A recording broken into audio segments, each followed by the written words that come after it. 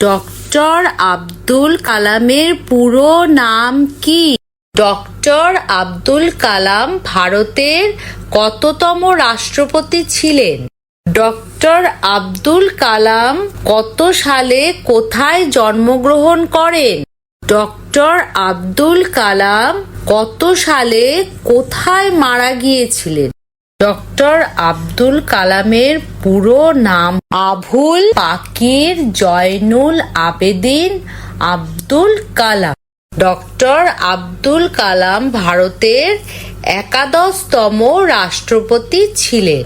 Doctor Abdul Kalam 15 October 1931-এ রামেশ্বরমপুরম, তামিলনাড়ুতে জন্মগ্রহণ করেন।